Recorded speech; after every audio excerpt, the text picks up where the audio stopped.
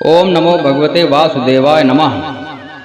श्रीमद् भागवत महापुराण के स्कंद द्वितीय में परीक्षित जी ने बहुत ही सुंदर प्रश्न पूछा है। जितने ध्यान करने वाले, मेडिटेशन करने वाले, योग करने वाले लोग हैं उनके लिए बहुत ही महत्वपूर्ण है। बहुत ही लाभकारी प्रश्न पूछा परीक्षित जी ने कि धारणा क्या है, धारणा किस साधन से प्राप्त होती है, यह क्या वस्तु है और उसका क्या स्वरूप होता है।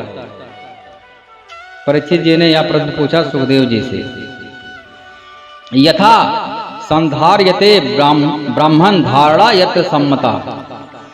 तो सुखदेव जी कहते हैं, परीक्षित जी आसन, श्वास, आसक्ति और इंद्रियों पर जो विजय प्राप्त करके बुद्धि के द्वारा मन को भगवान के स्थूल रूप में लगाना चाहिए, जो लगाता है।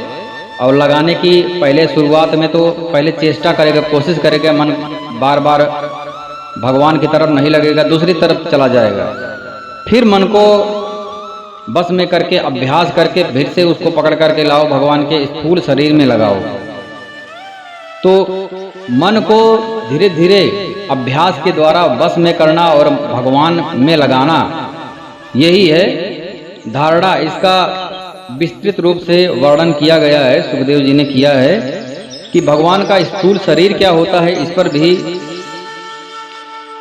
सुखदेव जी कहते हैं कि विशेषस्तस्य देहो अयम स्विष्ठस्य अस्थवीय साम यत्रेदम दृश्यते विश्वम भूतम भव्यम भवच्च सत।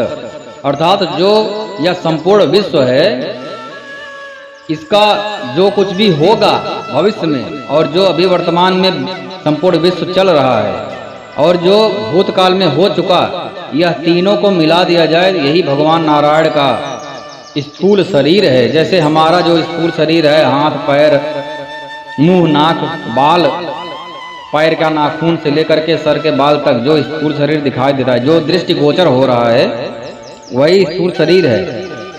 और भगवान का स्थूल शरीर क्या है? यह संपूर्ण विश्व। जो भूतकाल हो गया वह भी भगवान का शरीर है, जो चल रहा है वह भी भगवान का शरीर है, और भविष्य में जो होगा वह भी भगवान का ही शरीर है। यही शरीर जब भगवान श्री कृष्ण ने अर्जुन को, वीर अर्जुन को दिखाए तो अर्जुन एकदम डर गए, क्योंकि भविष्य का शरीर कैसे देख सकते हो? भविष्य तो बढ़ते ही जा रहा है, बढ़ते ही जा रहा है। अभी 1 सेकंड हुआ, फिर 2 सेकंड हुआ, उसका तो अंत नहीं है। तो इसी प्रकार से शरीर का भी अंत नहीं है। भगवान का शरीर फैलता ही जा रहा था, फैलता ही जा रहा था। 1 किलोमीटर हुआ, फिर 2 किलोमीटर, फिर 10 किलोमीटर, फिर 1000 किलोमीटर, फिर 10,000, ऐसे फैलता गया। तो अर्जुन यह देख करके विस्तार डर गए। अर्जुन ने विनती किया कि श्री कृष्ण भगवान, मुझे आपका शरीर देखने की मेरे अंदर क्षमता नहीं है, यद्यपि आपने दिव्य दृष्टि प्रदान किया, फिर भी तो कृपया आप अपने वही सौम्य रूप में आ जाइए, तब मैं आपको समझ सकता हूँ। यह आपका दिव्य दृष्टि से भी आपका विशाल शरीर मैं देखने में सक्षम नहीं हूँ और मैं भय से कांप रहा हूँ। जल, अग्नि, वायु, आकाश, अहंकार और महत्तत्व और प्रकृति, इस 7 आवरण से घिरे हुए इस ब्रह्मांड शरीर में जो विराट पुरुष भगवान है, वे ही धारणा के आश्रय हैं। उन्हीं की धारणा की जाती है। अर्थात भगवान में मन को लगाना ही धारणा है। तत्वज्ञानी पुरुष उनका इस प्रकार से वर्णन करते हैं। पाताल लोग, जो 7 लोग नीचे है, 7 लोग ऊपर है, तल, अतल, बितल, सुतल, तलातल, रसातल, पताल, भू, भुवः, स्वः, जनः, तपः, सत्य।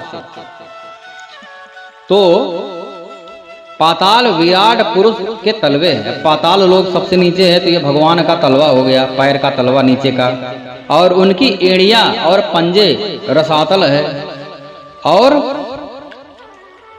एड़ी के ऊपर की गांठें महातल है, और उनके पैर के पिंडे तलातल है, और विश्व मूर्ति भगवान के दोनों घुटने सुतल है और जांघें वितल है, और अतल है, पेड़ू भूतल है, और उनके नाभि भगवान का नाभि सरोवर को आकाश कहा गया है, भगवान के नाभि को आकाश कहा गया है। अब आकाश का कोई और छोर नहीं है, तो भगवान का नाभि ही इतना बड़ा है कि उनका कोई और छोर ही नहीं है। भगवान के नाभि से कमल निकला तो उस कमल में ब्रह्मा जी प्रकट हुए, यह तो सबको पता है। तो नाभि कितना बड़ा है, मन वहाँ तक मन कल्पना भी नहीं कर सकता है। तो आदि पुरुष परमात्मा की छाती को स्वर्ग लोक कहा जाता है, और गले को महर लोक, और मुख को जन लोक, और ललाट को तपोलोक कहते हैं। उन सहस्त्र सिर वाले भगवान का मस्तक समूह ही सत्यलोक है, जहां पर बड़े बड़े तत्व ज्ञानी ब्रह्म ज्ञानी तपस्या करते रहते हैं। सत्यलोक भगवान का सर है। इंद्रादि देवता उनकी भुजाएं हैं, और दिशाएं हैं उनकी कान। हमारे कान में तो समझ में आ जाता है कितना उसकी लंबाई है, ऊंचाई है। अब जितनी दिशाएं हैं भगवान के कान हैं। 10 दिशाएं बोला जाता है, 10 के अलावा भी बहुत सारी दिशाएं होंगी। तो अनंत, उनकी लंबाई तो अनंत ही है। तो भगवान के कान का भी लंबाई चौड़ाई कुछ पता नहीं है। और शब्द सर्वणेन्द्रियां हैं, दोनों अश्विनी कुमार उनकी नासिका के छिद्र हैं। और गंध घ्राणेन्द्रियां हैं। और भगवान का मुख क्या है? आग, क्योंकि आग में कुछ भी डालो तो आग जलाकर राख कर देता है। वैसे ही भगवान का मुख है आग, अनंत है। आग जला दो पूरी दुनिया भस्म हो जाएगी, पूरा ब्रह्मांड भस्म हो जाएगा अग्नि से। इसलिए भगवान का मुख में भी आग के जैसा कोई और छोर कोई पता नहीं लगा सकता कि इसका लिमिट क्या है, ये कितना तक जला सकती है, उसके बाद नहीं जला पाएगी, उसकी क्षमता खत्म हो जाएगी। आग तो ऐसी है कि समुद्र को भी जला के शून्य कर दे। भगवान विष्णु के नेत्र हैं अंतरिक्ष, और उनकी दोनों आंख सूर्य है। इस प्रकार से भगवान का वर्णन बहुत ही सुंदर किया गया है। अच्छा, जो होता है धर्म करना चाहिए, अधर्म नहीं करना, अधर्म नहीं करना चाहिए, वह भी भगवान का ही, भगवान के ही शरीर से उत्पन्न हुआ है। तो पीठ, भगवान के पीछे का हिस्सा अधर्म माना गया है, और भगवान का आगे का हिस्सा स्तन धर्म है। बोला गया है कि वीडो स्त्रोष्ठो एव लोभो धर्म स्तनो, भगवान का आगे का भाग स्तन धर्म है, और धर्म पथोस्य पृष्ठम, धर्म स्तनो अधर्म पठोस्य पृष्ठम, पीछे का भाग अधर्म हो गया। और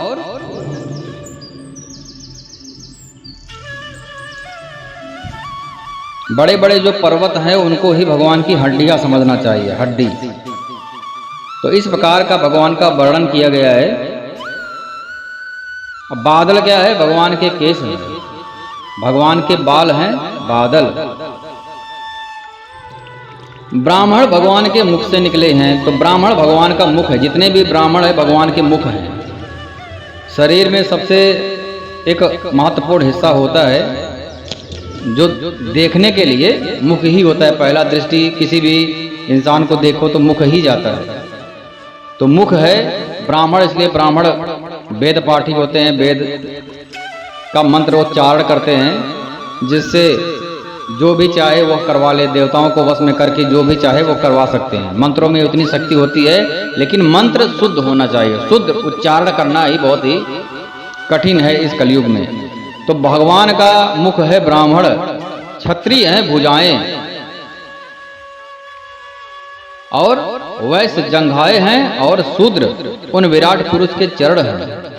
विविध देवताओं के नाम से जो बड़े बड़े द्रव्यमय यज्ञ किए जाते हैं वे उनके कर्म हैं। भगवान की कृपा से ही कर्म होते हैं, अर्थात यज्ञ होते हैं। जैसे स्वप्न देखने वाला स्वप्नावस्था में अपने आप को विविध पदार्थों के रूप में देखता है, वैसे ही सबकी बुद्धि वृत्तियों के द्वारा सब कुछ अनुभव करने वाला सर्वांतर्यामी परमात्मा एक ही है।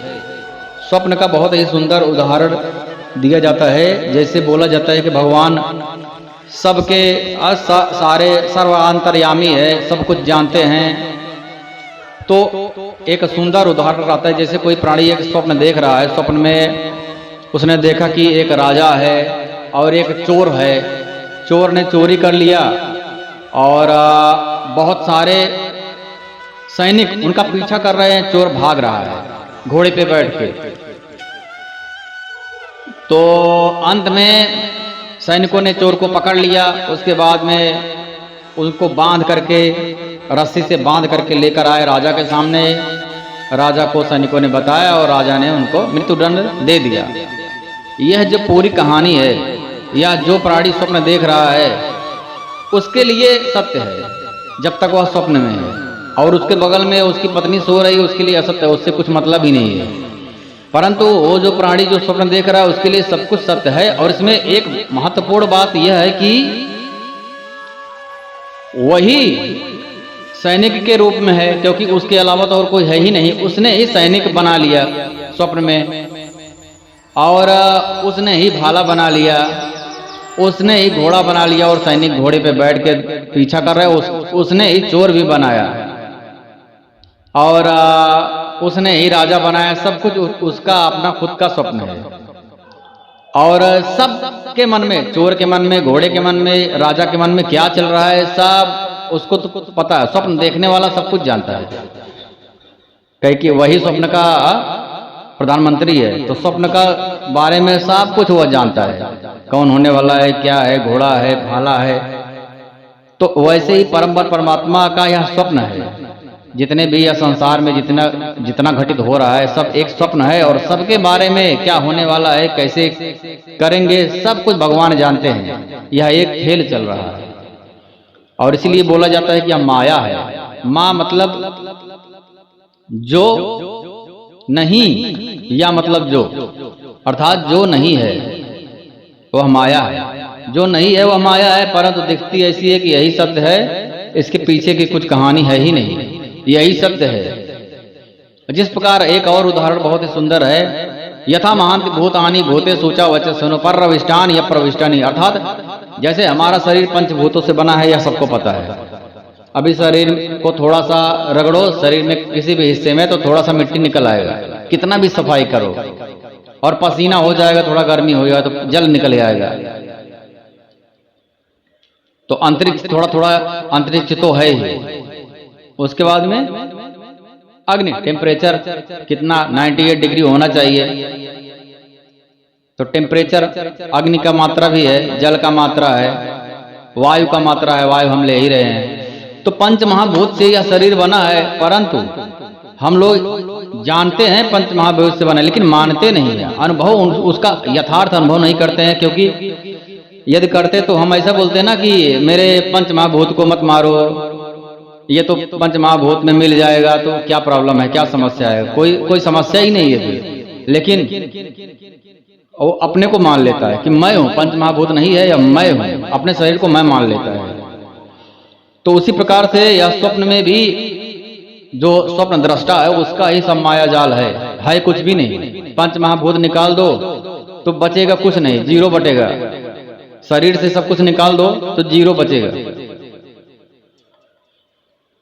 तो उसी प्रकार से भगवान है, और इस मन को भगवान सारे विषयों से, सारे काम से लगा करके भगवान में लगाना, इसको धारणा कहते हैं। और मन को कैसे नियंत्रित किया जाए, इसके बारे में बहुत ही महत्वपूर्ण बताया गया है कि जिस काम से, जो काम जितना हमारे लिए जरूरी है उतना ही किया। जैसे दिया गया है इसमें कि यदि सोने के लिए जमीन पर सो सकते हैं, या फिर एक चटाई नीचे सो सकते हैं, ठीक है, तो बेड बिस्तर की क्या आवश्यकता है। शरीर को ढकने के लिए छाल और जो जंगल में मिलता है उससे काम चला सकते हैं, पत्तियों से। तो बड़े बड़े महंगे कपड़े लेने की क्या आवश्यकता है, क्योंकि इसमें का भाव यह है कि यदि मन को हम बढ़ाएंगे, हमको कपड़ा चाहिए, तो फिर मन और एक कदम आगे जाएगा। कपड़े से काम नहीं होगा, एक काम करो बाइक ले लो, बाइक ले लिया, फिर ऐसे बढ़ता जाएगा, कार ले लो, हेलीकॉप्टर, मतलब अनंत अनलिमिटेड बढ़ता जाएगा। तो इसीलिए मन को रोकने के लिए ही बताया गया है कि जितना जरूरी है उतना ही कार्य किया जाए, तो मन एकदम नियंत्रित रहेगा, तो भगवान में लगने में ज्यादा उतनी समस्या नहीं होगी। कि उतनी समस्या कब होगी जब आपके पास बंगला, बैंक बैलेंस, प्रॉपर्टी सब कुछ है, तो पहले तो मन को हटाने में ही 20 साल चला जाएगा। कार में जाएगा मन, बैंक बैलेंस इतना बड़ा हुआ है उसमें जाएगा, और जब हमारे पास कुछ है ही नहीं, इसीलिए तो सन्यासी बोला जाता है, सन्यासी कुछ लेते ही नहीं है, तो मन को नियंत्रित करने में उनको सहायता मिल जाती है और बहुत जल्दी वो परमात्मा को प्राप्त कर लेते हैं।